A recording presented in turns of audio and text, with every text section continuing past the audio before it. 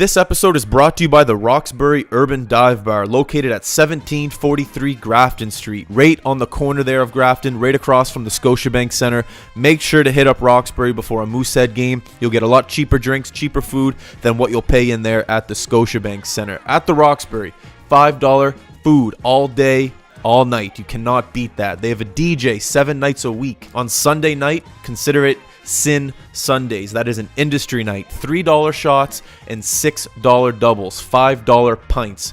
Prices like that you cannot beat downtown Halifax. Wednesday night, consider it 90s night. The Boozy Brunch, $5 food, $15 pitchers of Caesar. That is a weekend special. Whenever you're hungover, get in there, get some brunch, $5 food, $15 pitchers of Caesar. That is a great bang for your buck. And remember, when you are supporting the Roxbury, you are directly supporting the High Button. So make sure to get into the Roxbury, get some food, get some drinks, get some good service, and you'll be all right. All right, Lucas, thanks for coming, man. Appreciate it. Thank you for having me on. You're going to have to be a bit closer into the mic, though. Closer still. Just like you can bring it all the way. Yeah, like in touching it. Yeah, that's good. There we are. Perfect. Cool. So yeah, thanks for coming, man. Appreciate it. It's early. You got me up at 10. I don't think this is early. I don't think I've ever done a podcast before noon. Big start. Big start. What time do you usually wake up in the morning? I'm an early riser. I like Are to you? get on the go early. Yeah. I'm not usually talking much in the morning, but yeah. They say the most highly productive people in the world wake up early because no one else is up and they're able to get emails done. It's when you get your stuff done, right?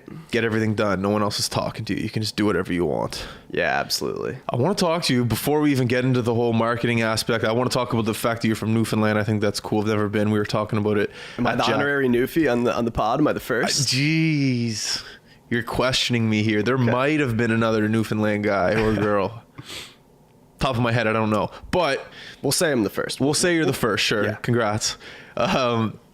You said the other day, I mentioned in the intro before you came on the podcast that you like basketball because we were talking about it when we went to that video shoot the other day, and you said that the Lakers are going to make the Western Conference Finals. Yeah, hot take. You heard it here first. And we didn't get a chance to elaborate on that, so I thought that would be a good. All right. I want you to kind of give me a little rundown of why you think that. The Lakers aren't done. They're a move away. They're a team with a lot of assets, right? And a King James led team they're gonna be in the mix. Yeah.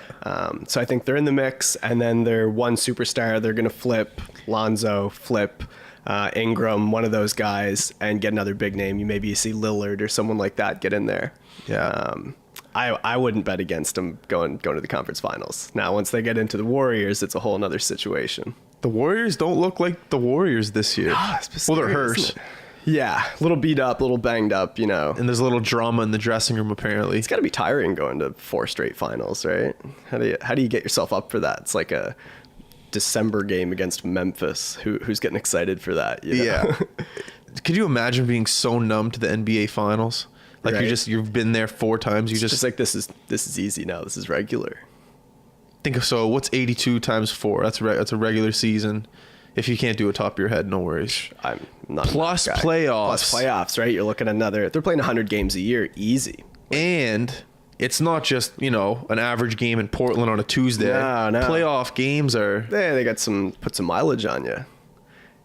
I love watching NBA playoffs. Yeah. It's not my favorite regular season sport. Playoffs is my favorite. That's where it's going good. Well, in basketball, I feel like the game is decided in the fourth quarter. It is literally, but I feel a team could be down by 20 going into the fourth, and it can still. Especially the way it's played today with all the 3-pointers and everything. It's a game of runs, right? So you get hot in the fourth quarter, and you could steal a game away. Do you think the game of basketball has changed in the past 10 years, due to the 3-point Curry and generation? Yeah, big time. I mean, you look at games in, 07, the infamous, the King James coming out show in Detroit back in 07 when he put up 42, and playoff games are being decided at 67 to 75, and playoff games are ending at 81 to 82 and stuff like that. And now no one averages less than 100 points. So, you get a faster pace of the game, That's more exciting for the fans, though. Yeah, big time. Defense isn't as great, but then you see that pick up in the playoffs, and then that's when it gets good. It's interesting. We had that inside scoop. I don't think we're going to mention any names, but when Danny Green came in, what he said about... Yeah, for sure. That's interesting because he's a defensive coach. Oh, okay, I never knew that. Well, I think of the Spurs, and I think of... Yeah, you think of team defense, Yeah. right? Yeah. It's interesting. And that's good. Full circle. That's good for marketing. If you're scoring, it's easier to sell the game. It's more exciting. Exactly, If Steph yeah. Curry's putting up a 3 at half court. And that's a big thing. You see that, the commissioner has so much to do with it, but you have Adam Silver come in when the NBA is at the peak of its power. But David Stern really did a good job turning the NBA around from the 90s when it was rough. They had to implement the dress code. They had a big Coke problem in the Did NBA. they? Oh yeah, it's very taboo. Like you'll hear Bill Simmons talk about it all the time. But yeah, mid 90s, early 90s, big Coke problem. Have you ever heard of Len Bias? No. He was in late 80s, maybe it was even a bit earlier, could have been mid 80s.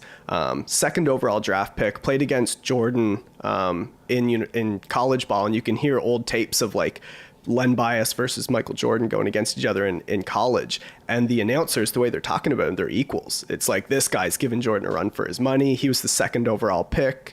And the night after he was drafted, he overdosed, died. And that kind of put the NBA on like, okay, we need to address this. What? So yeah, it was like a big catalyst for the NBA kind of changing and being like, okay, someone actually died from Coke use, and they started cracking down on it. But that like really changed the game from being, let's hide a portion of it from the fans, and now with social media and everything, it's in the fans' face. And that's kind of why the NBA is huge, is because unlike hockey or football where someone's wearing a helmet and you can't really see them, the NBA it's in your lap. It's the players, the faces, and the revolutionizing of getting to see all those guys. And because it's changed and become more of a fan sport now, has really made it what it is today. It's interesting how controversy can come off as not a good marketing scheme, but it can definitely, essentially marketing is drawing attention to something that you want people draw to... some controversy. And a lot of companies, fad companies especially, rely on it. That's what they're born of. There's just a bit of controversy. Someone says, something a bit outlandish, or, does something that not everybody agrees with. And all of a sudden you're right. That is marketing. I'm just automatically thinking of Donald Trump right now. Yeah. Right. Yeah. Say what you will about him, but he's got the attention of everybody. And then it's a polarizing, right? So yeah. he really divides, he divides you into being on one side or the other. Yeah. It really says a lot about us as a people. If you're able to say something and draw attention to yourself, what you said a word, scandal, or you said one word there that I liked. Oh, I said a few words. Anyways, yeah, if you're able to draw attention to yourself, I don't know why people voted for him, but still, nonetheless, he was able to draw everyone to him all over the world. Yeah, it's very dividing. And then when you're forced to pick a side, if you're on the right side of that division, then you come out on top. It's funny you also say that the NBA had a Coke problem, which I didn't know. Yeah, man, because dive into the wormhole of that. You can get pretty deep into that wormhole, and it's interesting stuff. Yeah, mid 90s, they had a pretty bad Coke problem. Wow, because hockey still, I think, to this day has a bad Coke problem. Yeah, it did. It still might, but it could be under wraps. But yeah, a lot of those athletes are absolutely not come out, but have been caught with Coke driving around. Oh, bad. And hockey's such a sport where it's clean cut, yes sir, no ma'am, very blue collared sport. Yeah. And when things like this happen, it's it doesn't get as publicized as much as they want, because I think the commissioner, Gary Bettman, in the NHL is very good at keeping things under. The NHL wants you to see what it wants you to see. Yeah, if you don't want to see anything, it'll make sure that you don't see it. Yeah, absolutely. And I think that's the brand of the NHL, and it always will be. Yeah. I always thought that the NBA though it was just dress code. I thought it was Allen Iverson. I thought it was AI really I guess he was the big change agent for the dress code. Which is kind of silly. I saw him comment on something recently. I don't know if you've seen it, but he was like, "Do you see what guys are wearing to games nowadays? Like, it's basically a fashion show. Like, you see Westbrook coming in, they have like outlandish outfits on. Yeah, and it's just like, that's not suit and tie. Like, that's not what the dress code was supposed to do. Why is Iverson's baggy pants and 40 chains any worse than that? Like, what makes it any different? But exactly, what does make it different? The fact that you and I are both talking about it now. They're winning. Yeah. We're not talking about what NHL guys are wearing to the rink right now, because we all know what they wear. They wear suits and ties. Yeah, you're right. And that's exactly it. Hey, it's the individualization of the NBA. It's like people don't really follow teams anymore. It's, well, I follow my favorite player. How many Cavs fans just jumped off the bandwagon and are now wearing, purple and gold? Yeah, it's you follow players nowadays, and it's because the player brand is bigger than the team brand. So, King James has a bigger brand around himself than most teams have, right? Milwaukee Bucks, if you show someone a picture of LeBron or you show someone a picture of the Bucks logo, 9 times out of 10, people don't know who the Bucks are. If you're just a casual, sports fan, you probably don't know. Yeah. But you do recognize LeBron. Do you think most NBA teams are one player away from becoming a playoff contender? Yeah. Because it's an individual sport. Yeah. And you said that the Lakers are one trade away from becoming It's funny you say that. Yeah, there's so much, like, the talent in the league right now. Like, I think it's one of the most richest talent eras, right? Every team has a 20-point scorer. So yeah, if you add another one, I think every team, if you have one guy who can, go get you an all-star ballot or something, they're playoff contenders at least. Yeah, NBA is an interesting sport off the court. There's a lot of cliques, a lot of friend groups. Yeah, you're right, man. The whole, like, AAU circuit of, like, dudes growing up together. You see, like, Kevin Love and Kyrie and Westbrook, like, they kind of grow up playing against each other. LeBron, Wade, Carmelo. Yeah, exactly, right? They all love each other. Yeah, they grow up playing together, and I think that's kind of why, maybe that's why guys are switching teams so soon. You don't see guys being like, there's no Dirk Nowitzki's who spend 21 years on one team anymore. It's like, I'm gonna skip over here and play with my friends for a while, and then just it's like the Tinder culture. It's I'm not happy with where I'm at right now. I'll just move to the next one. Some guys wrong with it. It's just the way they're playing now. When Kevin Durant had a documentary with HBO, I think it was like 4 years ago, he said it was Pau Gasol, who was a free agent at the time, and he said that he was talking to Pau about coming to OKC at the time when he was playing in OKC. Durant. Yeah. And he said that Pau only cared about what was going on at nighttime. He's like, all right, so what are the restaurants like in OKC? Yeah. What's the nightlife? Yeah. Is there any plays? Apparently he's like a very well-educated guy. I read one of the things that drew him to San Antonio was a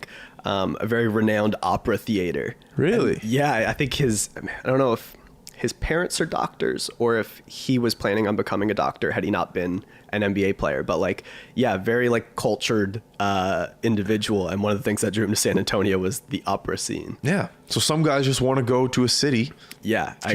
Oklahoma City doesn't have a whole lot to offer in terms of culture. You see pictures like the memes of Melo when he was there last year, and it's like, yeah, we got a In and Out down the road. It's time to go tonight. Well, think like if you're Pau and you won your championships, you're in LA, you've passed your prime. Yeah, you probably got a family, kids. Yeah, you're looking for other opportunities, not other than championships. Yeah, for real. You gotta have a life. That's the truth. And that's kind of what Danny Green was saying. We heard a little bit about I guess how his life outside basketball changed from moving from San Antonio to Toronto. He's recognized in Toronto. It's a big deal, especially the Raps at the peak of their powers right now. Yeah. And some guys want that, some guys don't want that. Yeah, exactly. He's still young, Danny Green, right? Yeah, gotta be. I think he's late 20s. That's young. Yeah. That's what I always say, man. When you retire from anything in sports, you are still young. If you're retiring at 35, in the grand scheme of things, you're young. Yeah, totally. And you have all this money, and then you have all this free time, and then hopefully you have a hobby where you can spend that money and create a business. Yeah. Or you can invest. It's weird to see the hobbies that different sports guys have. So or different leagues, like hockey players they're going to turn into golfers. Yeah. Right. And you see a lot of NBA guys now are doing media stuff. So there's any number, JJ Redick has his own podcast. Who else was it? Vince Carter and Kent Bazemore have a podcast on the Ringer Network now. What? So there's like a bunch of dudes who are getting into podcasting. I think, was it two of the guys from the Cavs a couple of years ago, Channing Frye and I forget who else. But anyway, they have one called like Road Trip, and Richard Jefferson. A bunch of dudes are getting into like media stuff. Kevin Durant is apparently, the rumor of him staying in Golden State this year is because he's super interested in all the media, and because it's right next to Silicon Valley. It's the tech capital. Of course, it would be one of the smartest if a professional athlete started vlogging or doing a podcast or doing anything while they're relevant at that time. Would be one of the smartest investments of time you could make. Because as soon as you're done your career and you don't have anything going on, well, hey, guess what? You still have this huge following through your vlog, huge following through your podcast, huge following, and people can follow you from while you are in the NBA, NHL, whatever it is, to post-career. Yeah. So smart. And then you've got that connection, right? Yes. You're like, if JJ Redick asks you to go on his podcast, what are you going to be like? No, I'm actually a little busy today, JJ Redick. You know, you can reach out to anyone, and your name carries that much that you can get awesome guests coming on, right? Stuff anyone. If you are at that professional level, you can get, I'm trying to think of the biggest name here. Lucas Dower. Yeah, you can get you, man. Sure. Get Lucas on a Friday morning. You know, you can get anyone. Like a huge part of being at that level as a professional athlete is using your networking skills. Yeah, absolutely. And it's not even that hard because everyone likes you already. Yeah, people are, you know, probably calling you up, be like, hey man, like, can I get on the pod? You know? Yeah. Yeah. And the way I see it is, you know, when people retire, they have a shitload of money. They're not looking for money. But as we both know, professional athletes aren't the best with their money. They can spend it. It can go. You can make money through a podcast if you're at that level, making downloads that they would be able to make. Yeah. And I think a lot of it is probably just like you spend your whole life where you're supremely dedicated to doing one thing. And when that ends, what do you do? Right? What do you spend your 12 hours a day at? You know, they're probably used to dedicating themselves to honing a craft. What do you do then when that's done? You pick something else. A lot of professional athletes have that problem when they're done. And, you know, because professional athletes, they wake up at a certain time, they go to practice, they come home, they take a nap, dudes. And then they go to their game, excuse me. And when you have that schedule for so many years, could you imagine like selling out Madison? Let's say you play for the New York Rangers or the Knicks. You sell out Madison Square Garden 41 times a year. Yeah. And then you're done. Over. Now what? Now you're bowling on Sunday afternoon with your wife and kids. Yeah. Drinking a Diet Coke. Yeah. You got one guy leaning over his shoulders. Is that, did we see him last year at the Garden? You know, like that's your fame then.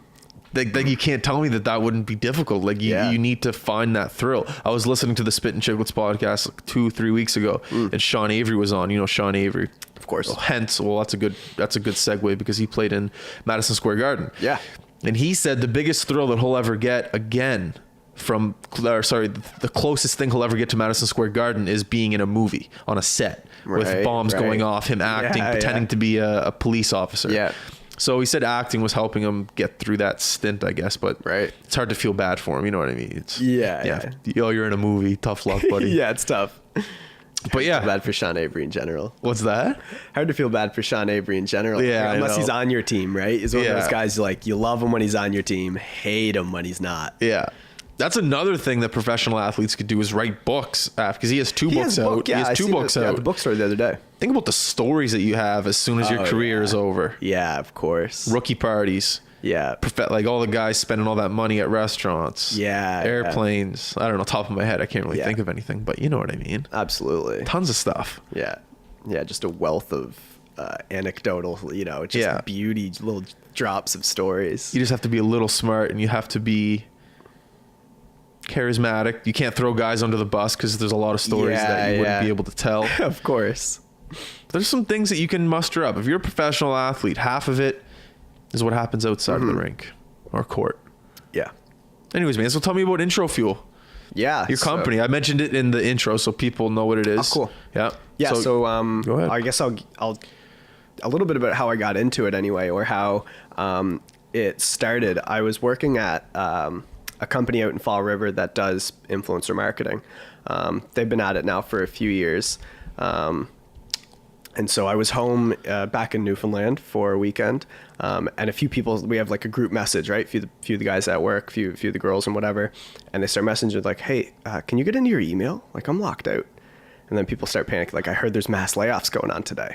And we're like, okay. Like, and I had been there. When I started, I was the 6th person hired. And this was 2 years later. There's about 45, maybe 50 people there. Like, they grew really fast and didn't do a great job of it, right? They probably grew a little too fast. So there's these rumors, everyone's going like, who's getting let go? And I'm like, I'm not too worried about it. At this time, I've been thinking about quitting for a few months. I've been telling my dad. I was home that weekend for a funeral, actually. So I'm telling dad, I'm like, man, like I'm pretty bummed out at work. I'm not really enjoying it. I'm thinking about quitting. And he's like, just do it. Like you're 23, 24, whatever. If you're going to quit your job and, try to pursue something, this is time to do it. You don't have any kids. You don't have a mortgage. Like, go do it now.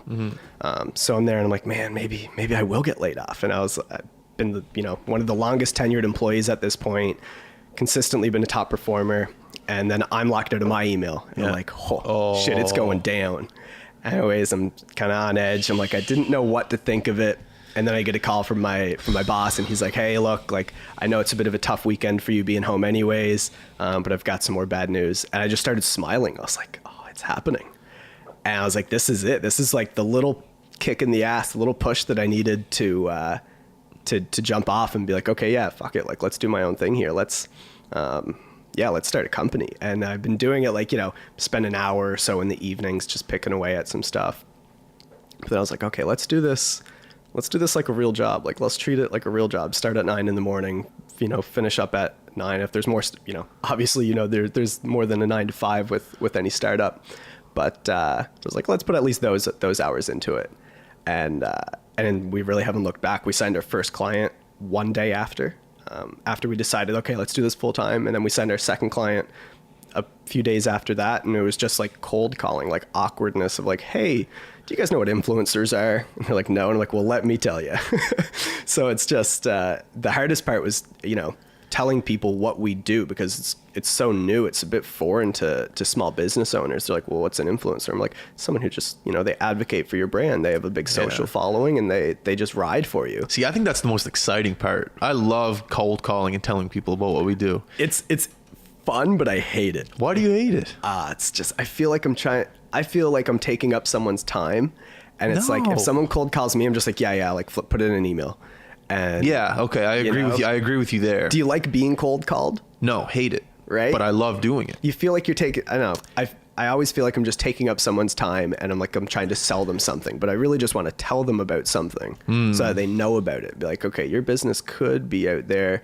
Instead of you telling people about your business, have people who represent your audience best tell them about it. That's fair.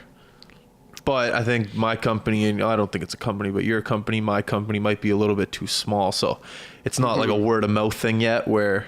Yeah. It's one of those things that, like, eventually I'm hoping I'll have someone doing for me, or all my like stuff a sales team inbound, Yeah. That's obviously the ultimate goal. But no, I love cold, not like even emailing. Like, I love mass email. I love cold calling. I'm just proud of what I'm doing. So, and that's the biggest thing too, right? Yeah, if you're proud of what you're doing, it's not like you're selling snake oil to people. It's not like you're calling someone up. You're like, hey, for 3 easy payments of $29.99, you can get, you're selling something that you believe in. Yeah, and that's the main thing. If you really, you're like, hey, if you come on, and if you do this with me, and if I bring a client on, if I don't believe that they're going to be wildly successful with it, why would I want them as a client? Like, if I can't do a good job for you, if you can't be successful at the end of our campaign, then it doesn't work for me, right? Like, and then they're not going to come back. Yeah, exactly. Like, my best endorsement is someone who has a remarkable campaign and someone goes, wow, like, this actually made a really big difference. And that's what makes it fun. Yeah. Yeah, that's what I like about it. I don't lie. I don't feel like a greasy salesman. Yeah, exactly. That's the thing. You're not selling someone. You're not trying to force them to buy something. And that's I guess how I like to think about it when I do it is just educate someone. Just be like, hey, this is what is available. If you should choose that you want to do this, I can provide it.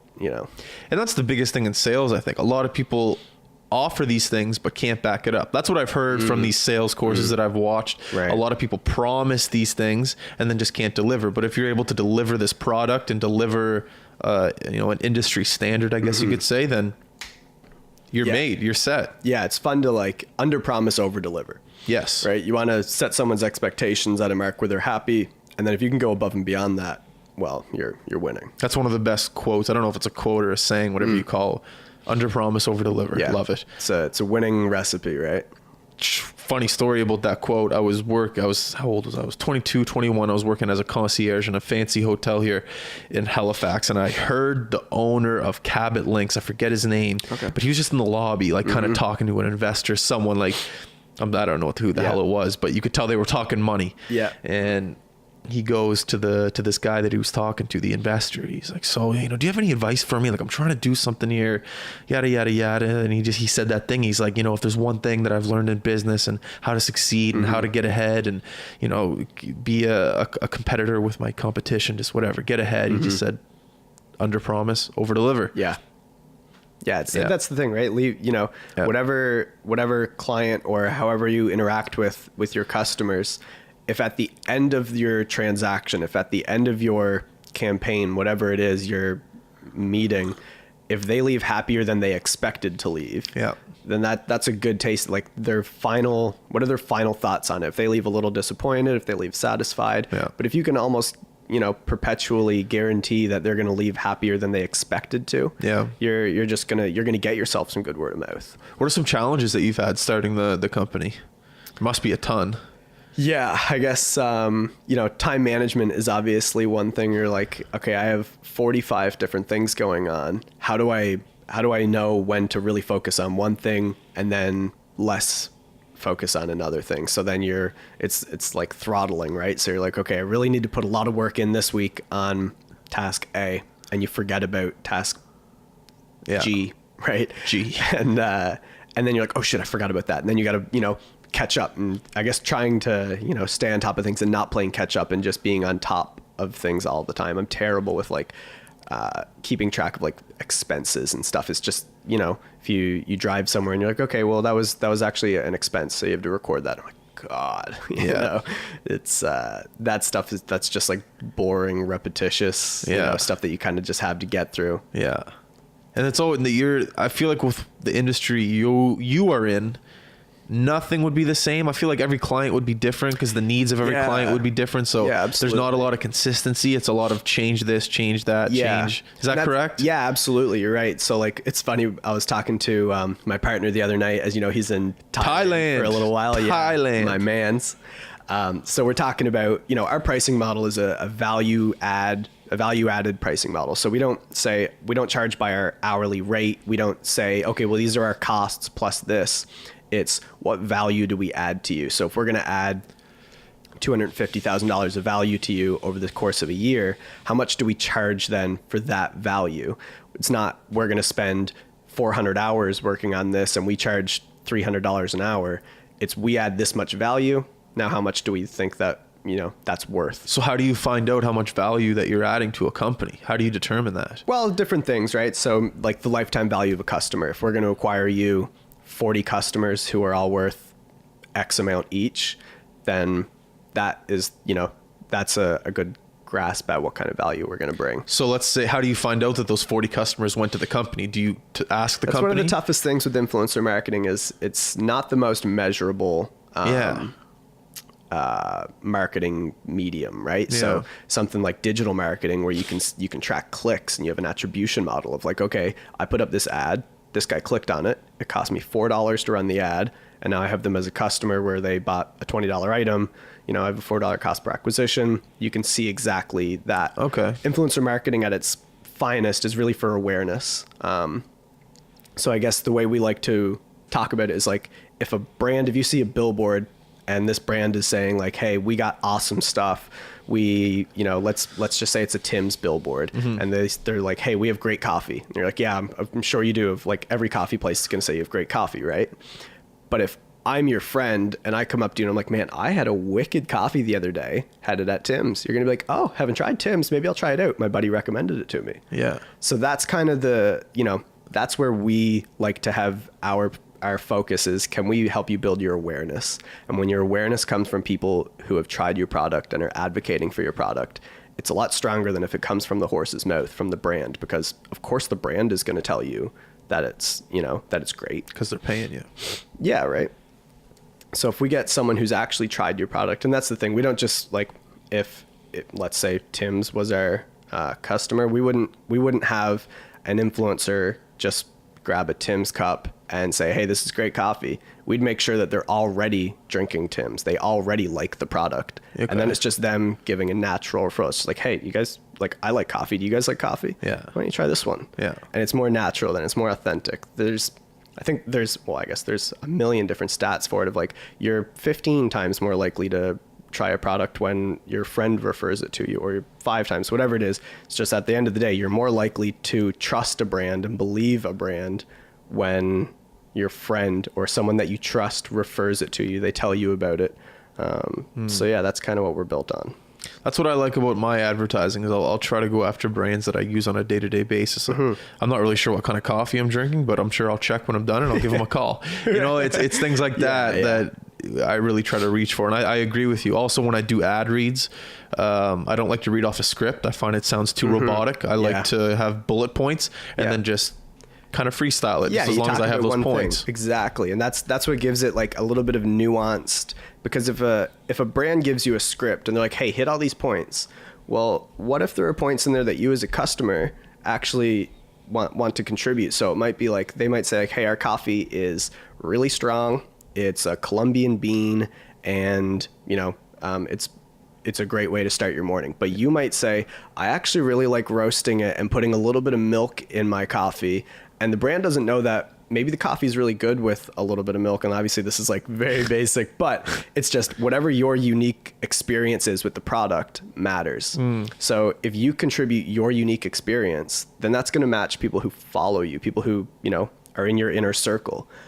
So if you're able to give them a bit of insight to how you like to enjoy a certain product, then it's vastly more beneficial than a brand giving one message. Because when you do that on a high volume, you have thousands of people saying, this is why I like this product and for this particular reason. Then you have hundreds of different nuanced versions of that one message that the brand has.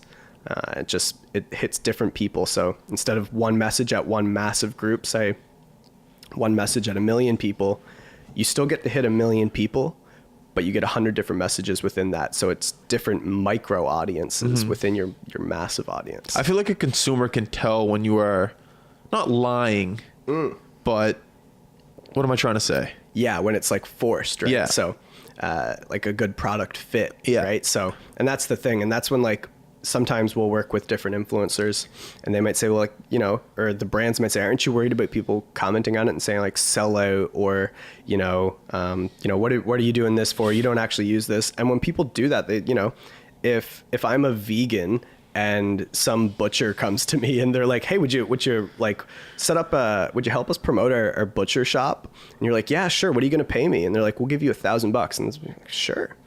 Then the followers are gonna be like, what the hell are you doing? You're a vegan. I know you're a vegan. You're not eating this meat. So it doesn't make sense. You should call them out on that. Yeah. But if a vegan has a juice company who calls them up and they're like, yo, like we have this really cool natural organic juice. Do you want to give it a try? Then they try that. They're like, hey guys, I'm trying this new juice. It's really great, whatever. That's believable, right? That makes sense because that's something that fits into your life. So it's all about using the people who, you know, fit that niche, that industry. And that's when it goes over well.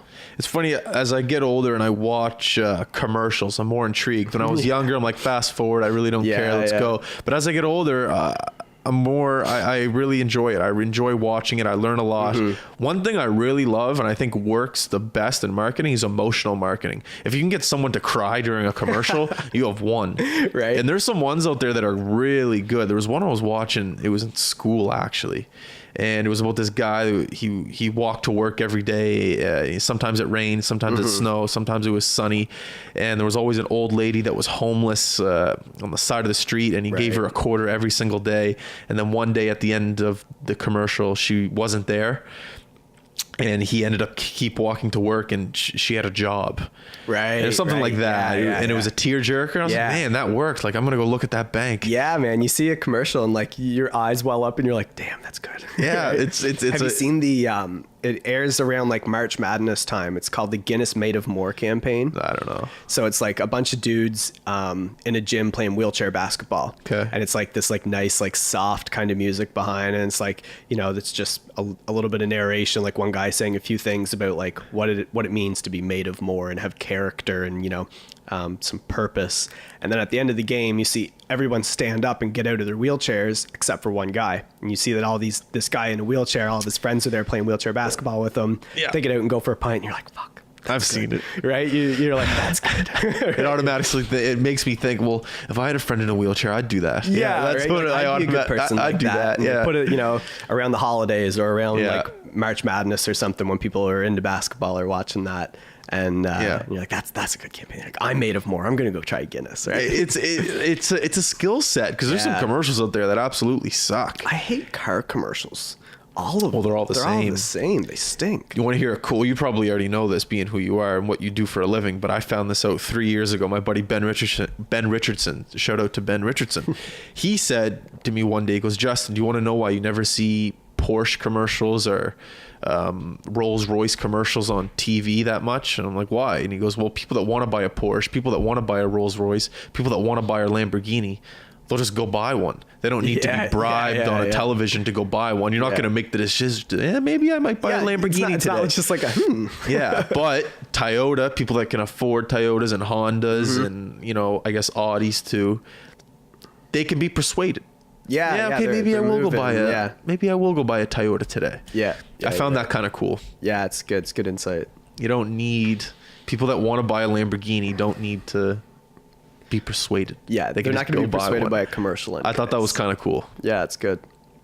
Yeah, commercials are interesting to me. Super Bowl as well. Super Bowl is another great time. Some expensive commercials. Christmas commercials are great. It's kind of cool how Christmas, this time of year, you see a lot of emotional advertising this time of year. It's everything's set up to make sure that you and I spend money. Oh, of course. Isn't that the radio? You know, you're driving here. I'm sure something might come on. Yeah. Go to the mall. Maybe there's like a scent in the air. You smell a Christmas tree. That brings back feelings of a kid. And so you want to buy gifts. Yeah. What else? You know, a hot chocolate, eggnog. Everything is emotional. Not emotionally, but everything is set up in order to you're right. Get you to be in the festive season. Yeah. Get you in the mindset of giving or going and, you know, treating yourself to something or buying something for someone who you care about. And that's... See, I don't even think about it like that. I just think about they want me to spend money. Yeah. That's my mindset. Yeah. I don't even... it's terrible. Because you pay attention to it, right? I guess someone who's not actively, like, if you're not, you know, entrenched in marketing, are you actively thinking about what the objective or, like, what are they really trying to get at, like, at the root of this commercial? That's exactly what I'm thinking about at all times. Yeah. And it's sad because I should be thinking about, okay, what am I going to get my mom for Christmas? Trying to be a thoughtful son, which I am at times.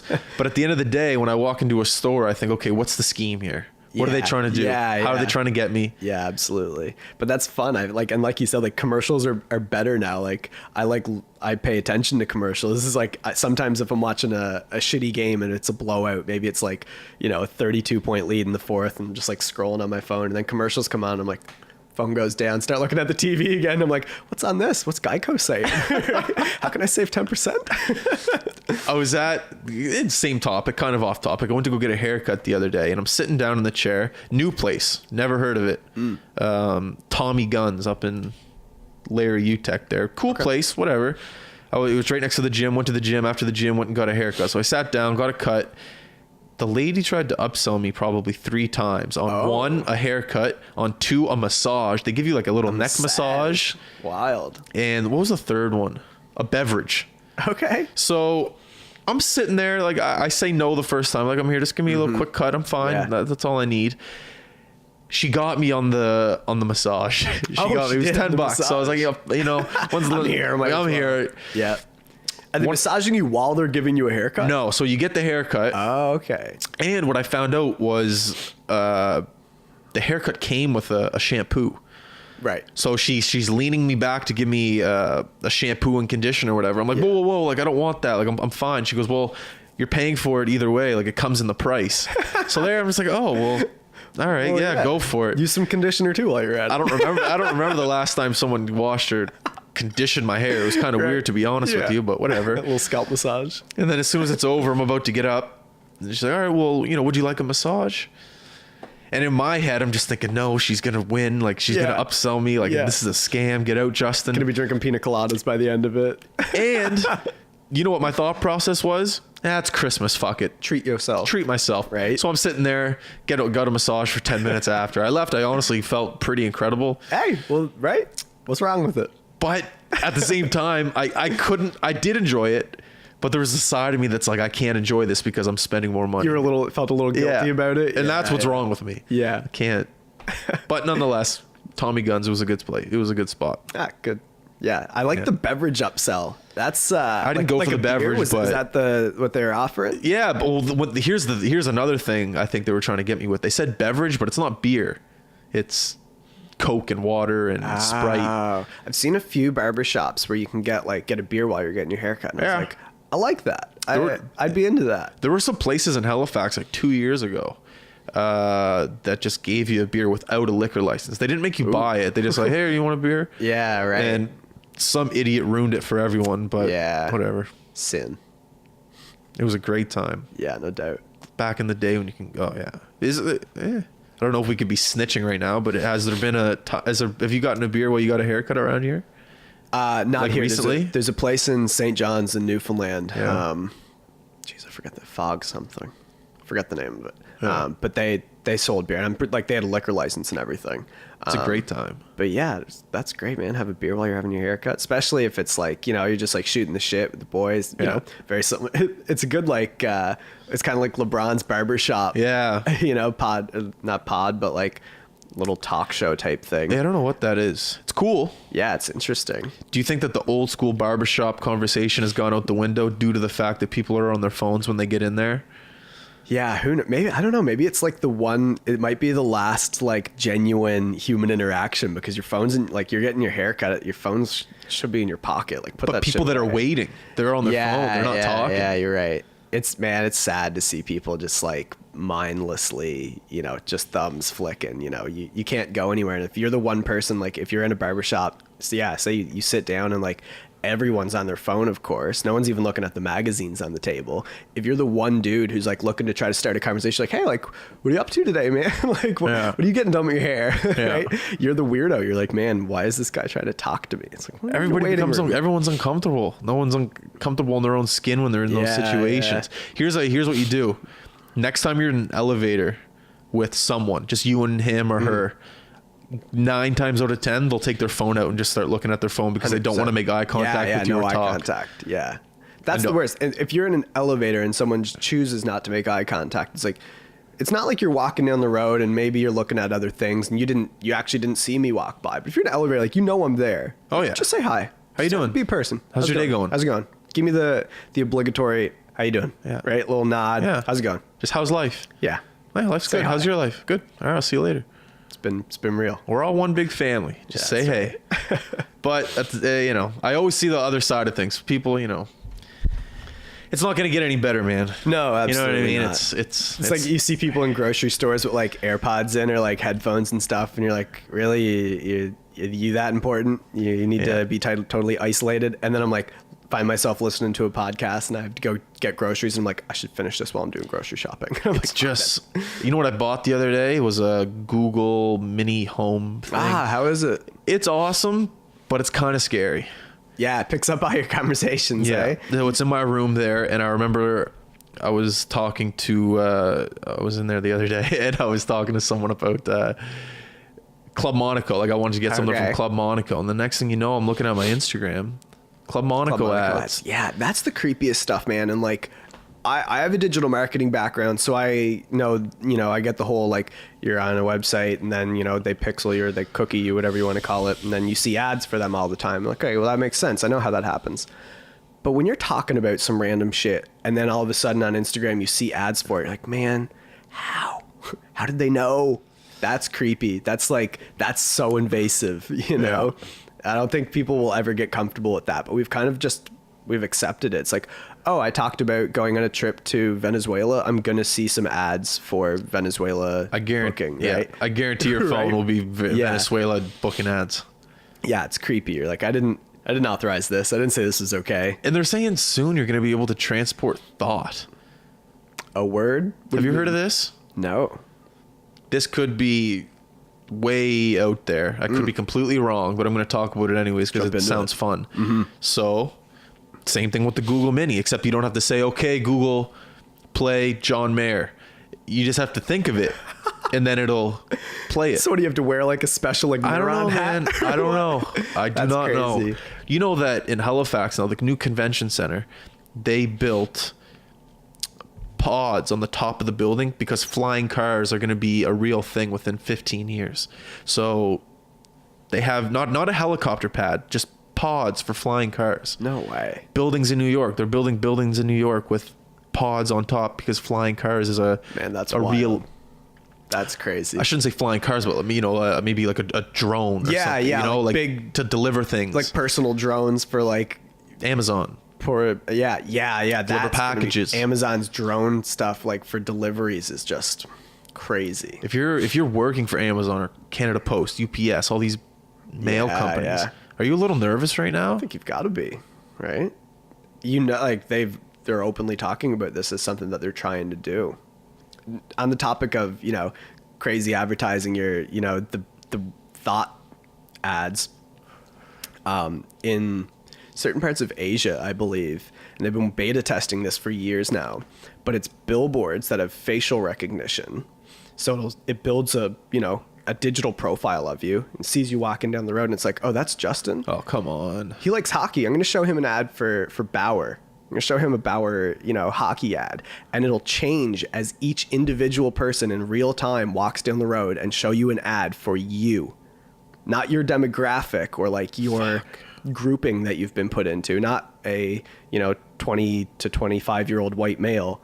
Justin. You can't move. Show you an ad. You can't move in this world. In one way, it's good because you're not going to see stuff you don't want to see. But then in another way, it's creepy. But I want to see things I don't want to see because then I talk about them on this podcast. Yeah, right. Yeah, how do you get out of your own little world if everything is tailored to you? That reminds me of time. That reminds me. When I lived in Vancouver. Have you ever been to Vancouver? No, I haven't. The furthest west I've been is Alberta. Okay, so the crows in Vancouver are crow like they're crow. They're like not terrorists. Yeah, well, they're not terrorists. What's the word I'm trying to use? They attack. Let's go you. with terrorists. When you said that the billboards know your face, this one crow. Every morning I used to run to work in Vancouver, and I took the same route. This one crow attacked me every day for so I ran only June, July, August for 3 months. Yeah. This one crow knew my face and swooped down behind my ear. It came to the point where I was nervous to run to work because this one crow knew my face and just caw. Yeah. And what I used to do before I turned around the corner where he always used to wait for me, I used to get a bunch of rocks. Yeah. So I just wait for him and then I'd run backwards and just not today, crow. Not today. It's like that. You see the episode of Seinfeld where the pigeon flies into Elaine's head? Yes. And the guy's there, he's like, wow, it's like he couldn't avoid it. Right? Just like that. The crow. And look up when Crows you go. They're smart, man. They're like hella smart. When you go home, or anyone that's listening right now, Google Vancouver crow problem. It's a problem. No shit. They're like, crows are attacking people. They know your face. I don't know. They're so hostile. They have kids. They have nests. I don't know. Yeah, they're terrifying. They're bold, right? Like you walk down the road and like crow's not going to move. It's like, fuck you, you move. Yeah, we were here first. Yeah, that's what they're thinking. Yeah, this is my garbage. You threw this out. You said you were done with it. Oh yeah, you said you were done with it. Yeah, but yeah, I know. Like elderly people. Imagine if you're like 90 getting attacked by a crow. You're not leaving the house ever again. Yeah, you're not so nimble anymore. You can't. You're done. Those reflexes. You're done. That's wild. Terrifying. Terrorist crows. You going to Newfoundland soon?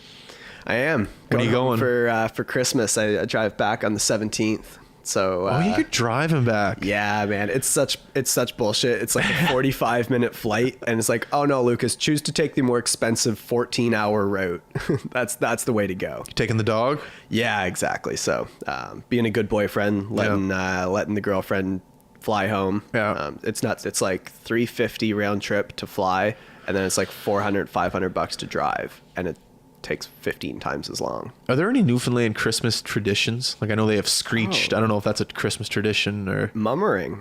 What's mummering? Oh no, I'm not about to educate you on mummering. You're about to educate me on mummering. Mummering is an old ass tradition, seldom done anymore unless you're in like small outport places. Some of my friends and family do it like as a bit of a larf, but basically what's a larf? A laugh. Okay. Just for shits and gigs, right? You just dress up foolish, like you put on like wigs and old woods jackets with like a big like old lady bra over the top of it and like oven mitts, and you just dress up so that you're unrecognizable, and you knock on someone's door and any mummers loud in, and you go in, everyone has a drink, has a dance, little jig. Just strangers. Yeah. And that's, it's not as, you don't see it done anymore because people are like, no, I'm not letting these masked strangers in my house. But yeah, that's what you do. You just dress up so that you're unrecognizable, and you don't tell them, like, maybe a couple of weeks later, you're like, so I had some visitors there on the 29th, did you? And they're like, yeah, man, I had some weird people in my house. And then you like lock eyes. You're like, that was you? Like, so it's just random people dressed up, and you give them all a drink. Have you ever gone caroling?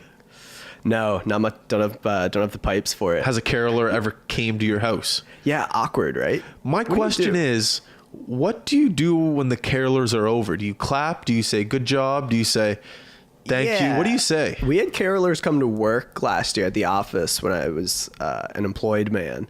But they came and like knocked on the door, because like the door is locked, you can't just get in. So then someone had to go and like open the door, and instead of just like starting to sing, they're like, well, can we come in? And then they came in and started singing, and like everyone's kind of working, and then you turn around because you hear people singing and like clapping and shit, and you're like, oh, well, what do we do? Are you? Yeah, that's exactly what I pictured.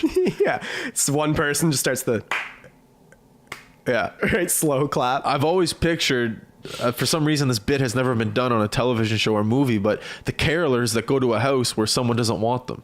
I thought that'd be a funny bit, and then you just close the door. Yeah. They try again. You open up. You're like, no, please, no. They try. You're polite at first. Carolers go to like a ghetto. Like they don't go to a suburb. Like they'll go to a ghetto and just, what the fuck? I don't want to see you here. Go away. Yeah, why are you so happy for? Why? Yeah. Yeah, the carol seems like it's dying. It seems like it's the Christmas spirit. It's all commercial now. It's forced. If you get a knock at the door, it's three people. One, someone trying to sell you something. Two, the mailman. Three, carolers. No one else really knocks at the door anymore. Yeah. Unless you know they're coming over. Yeah, and in that case, it's a quick knock and open. Yeah. Right. Like whose house do you go to where you actually knock on the door and wait for them to come out? I'm banging on the door once. I'm like, I'm coming in. Yeah, anyone that I invite over, just come in. You don't need to knock. Yeah, right. You're expected. But a knock at the door, it's an interesting thing now. I think someone had a bit about this. Are you into stand-up comedy? Yeah. Sebastian, what's his last name? Italian. One of the funniest guys. And Sebastian, he was on Comedians in Cars. Anyways, he had a bit about it. He grew up in an Italian family, and Italian family. Oh, come in. What can I get you? And in today's generation, if someone knocks on your door, people are hiding behind couches. What's going on? Yeah. You got a gun? All right, let's hide. It's a very... It's not allowed. Not as welcoming. Hey, you don't have the same, like, it's like getting mail now. It's like, you used to get so excited to get something in the mail. You're like, man, I got a letter in the mail. And now it's like, fuck, it's just a bill. It's a bill. Yeah. Right? So the novelty is gone. But that goes a long way, apparently. A handwritten letter in today's generation. Talk about going above and beyond. Yeah, man, you're right. My girlfriend ordered a dress from this like boutique dress store in Quebec. And they send her the dress, and when you're filling out your online order or whatever, it's like, hey, like what are you ordering this for? Because it's typically like fancier stuff, so it's not something you wear every day, but for an event. Yeah. And so Elena's like a gala, and then you have to write like a little, I'm not really sure how they found out about it, to be honest. I'm assuming this is how it was, but it was for her law ball. And so she gets the dress, and it's in this nice box with a ribbon tied up on it, and then when she opens it, there's a handwritten note, 250 words long. It's yay big. And it's like, hey, Alana, we really hope you enjoy this.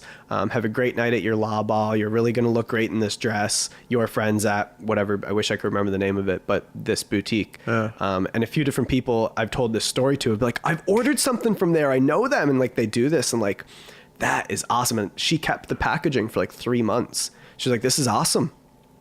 Telling people all about it. Like, that is great, right? A little above. And that's right. Like, she was expecting to get this dress. The dress was exactly as she expected it. Yeah. But the note was above and beyond. They over delivered, and she was over the moon about it. They might have got 5 new customers because she was raving about it, telling all of her friends. That's cool. Full circle. I know I was listening to something about what was I doing? I was listening to a podcast about a guy in Hollywood, and he said that he used to write handwritten letters to casting directors. Like he was a struggling actor. Who was it? I can't think of who it was on the top of my head, but he said he was a young, comedic actor in Hollywood, and he said he was having trouble getting work, and he was trying to figure out a way to stand out. Right. It really pisses me off that I don't know who it is. Anyways, he said that he used to find out where the casting directors lived, and he used to write handwritten letters about who he was, how thankful he was to be living in Hollywood, be a comedian and things like that. And he said that he got 10, 15 gigs because he used to write handwritten letters, and he used to invite himself for a meeting. So he'd say, I'd love to get together and meet with you. I'd love to tell you about my skill set, what I'm funny at, what I'm not funny at. And he said that these handwritten letters just essentially boosted his career to where he is now. I fucking remember, who was it? It's crazy. It's a little bit extra, and like stuff like that becomes common, and it's finding when it's not common and doing it because that's when it's above and beyond. But now and so, okay, anytime you subscribe to anything, chances are you enter your birthday or whatever. And then on your birthday, they email you like, hey, happy birthday, here's 10% off, right? And it's kind of, that's what that's turned into. But the way that started in the, I want to say late 80s, early 90s, this car salesman, really charismatic dude, right? He's always chatting up with his customers. And so anytime a customer would leave, he'd write a few notes on them, just like, this is like pre-internet. He's got a notebook, like a Rolodex full of information on people who buy cars from him. So it's just a natural conversation. It's like, oh, so what are you up to the weekend? And they're like, oh, well, my kid has soccer practice, and that's my wife's birthday on Thursday.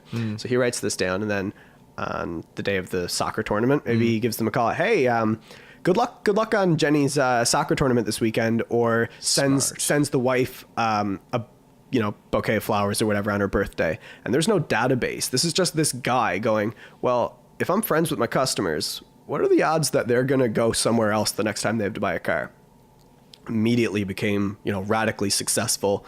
And then found out that this isn't just a good way to sell cars. It's just a good way to sell anything. And it's not like a tactic for him. It's just, be genuine, be a good person. And that's kind of morphed into what we see now with like emails on your birthday, you get, here's 10% off. But that started from some guy going, hey, if I pay attention to details of people's lives and let them know that those matter, that's really powerful. Politicians hire people like that, right? Oh yeah. Because politicians have to shake hands, kiss babies with everyone. Guaranteed Mike Savage has a guy or a girl that knows all of his friends that even Mike doesn't even know that he's friends with. And, essentially calls them up saying, hey, I just wanted to wish you a happy birthday, big wigs. He's looking for a little bit of finance for his next campaign. What's the title of the job? The guy who does that? No idea. Birthday guy. Right? But what's the show? Yeah, sure. Birthday guy. Guy. Have you seen the show with Louis? I'm terrible with names right now. What's the show with the girl from Seinfeld, Julia Louis-Dreyfus? Yeah, and she's the president. She's aged well, hey? She has. Oh my god, she's her. I love her. But what's the show she's in where she's the president? The president? Yeah, she's the president. Oh, it's new, isn't it? No, it's old. It's been a show. What am I thinking of? Veep. She's in a show called Veep. Man, I don't know it. What's? Yeah, I don't know. It's older. Okay. Not older, but after Seinfeld. Yeah. Anyway, so there's a character. He's the guy from.